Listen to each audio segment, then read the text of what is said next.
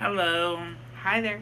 and welcome back to our Texas Chainsaw Massacre uh, Watch-a-thon, marathon. marathon reviews. Yeah. Yes, this is video 7, but movie 6. And this is again if you didn't watch our interviews, this is a prequel to the last movie in its own timeline, the remake in this movie. This is a prequel to the events of the 2003 Texas Chainsaw, which is supposed to take place in the 70s. This takes place in the 30s and the 60s. Most of it takes place in the 60s, but it opens up in the 30s. Yes. And we basically see Leatherface be born by his mother, who dies giving birth to him, and then he basically grows up to be Leatherface. Yes, he basically so something I didn't cover in the last movie is they say he has a skin condition, like these two creepy women who you find out in as well in this van, which we didn't get to talk about the baby in that whole scenario of the first because the first one is so complicated. Oh yeah. But anyhow, these two women in a long, deep scene. At one point, I acknowledge how he had a skin condition. That's kind of how you figure he partially likes to wear the faces of his victims in this timeline. Gives him a reason, I guess, to wear faces of victims. But he wears like this mask around the lower part of his face for a while, almost like Hannibal kind of. Yeah. And then so this is probably like when we get into the 60s, whatever. And he has his good. Jordana Brewster. Oh yeah. And Matthew Bomer, whatever. Bomer. Anyhow. Anyway, and Taylor Hanley, and who played the other chick? I can't remember. Anyhow, but yeah. So they are all going up to. Driving. They're all driving, and I forget what the story of them is. Going to the army. Oh, they're going to the army. Yeah, they got drafted. Yeah, they got drafted. And remember, one of them was going to burn their cards. That's why the sheriff got mad at them. That's right. And their car gets tipped over and whatever. Oh, they get into a car accident. Car accident, and they get stranded. And then they end up getting stuck at the place at the Hewitt mansion. The Hewitt mansion, because the sheriff picks him up. Actually, yeah, kills the other driver, shoots him with a shotgun, and then he kidnaps the Matthew Bomer and all the other kids, Taylor Hanley and the other girl, while Jordana Brewster hides in the ditch. And then they all end up at the Hewitt mansion. Yep. All chained up and everything. Oh, yeah. And then Jordana Brewster ends up making it to the house with the help of the boyfriend of the chick that the sheriff killed. That was the other driver. Yeah. Yeah, so she and him end up at the house, and of course Leatherface attacks them, and so a lot of people done this one. Well, we'll jump right to the fact that the most brutal kill in this movie, Matthew Bomer gets pinned and tied down to a table. He gets strapped down to a table, and then he gets skinned and murdered. And then, after he gets murdered, after a really intense scene, his face is actually cut off. And worn, and that's and it's the first time you see him do. They kind of nod to this in the movie before it, in the sequel, but not really sequel, in the 2003 movie, when the one guy's face is being worn towards that end of that movie.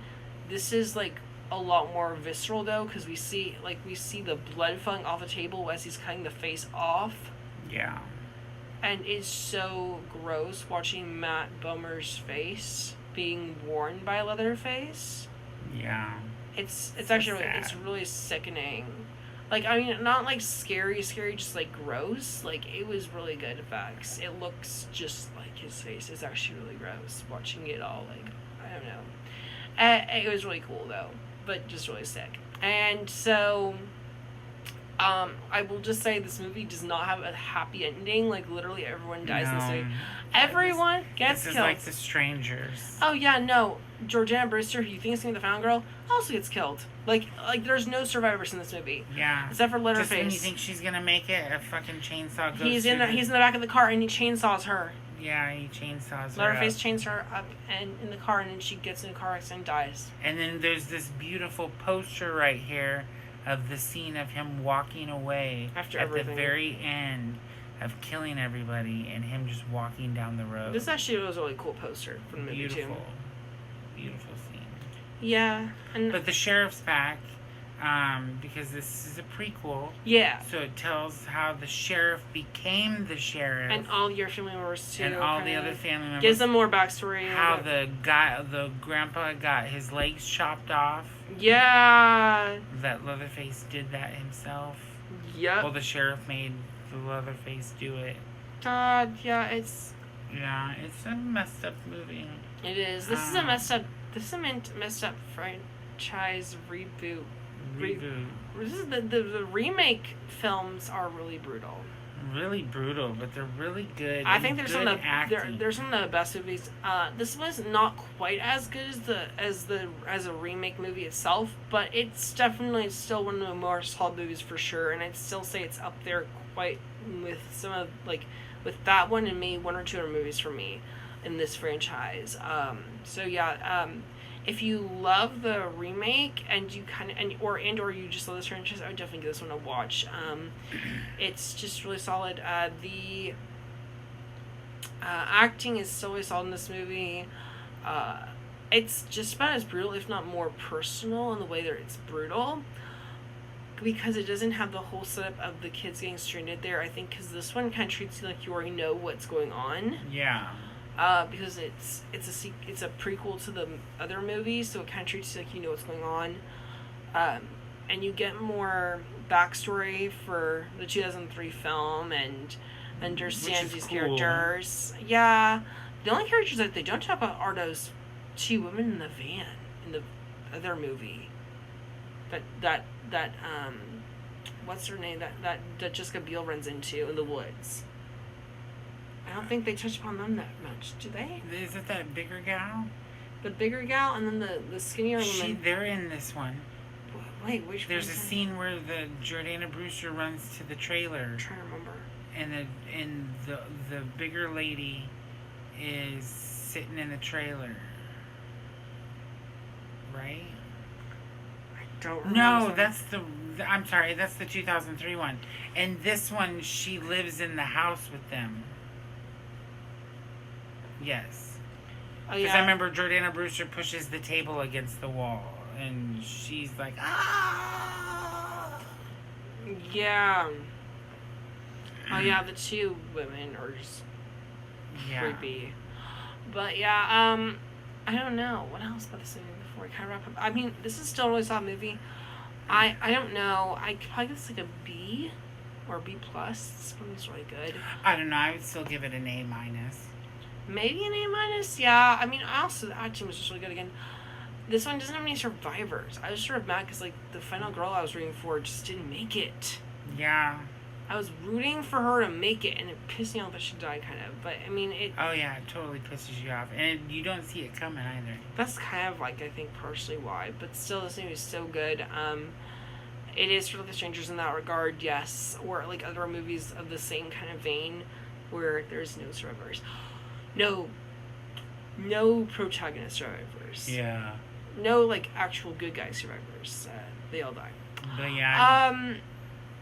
Definitely check this one out. Yes, 2006. Oh, I didn't mention this came out in 2006, 3 years after the remake. I didn't mention that, I don't think, but yes. Yes. But this is the end of this timeline in the universe. Yeah, so no more good ones. We're gonna go back. Well, I don't know. Well, I won't say there's that. Like, there's a couple. More. There's one or two more that are actually they're decent. Just not as good.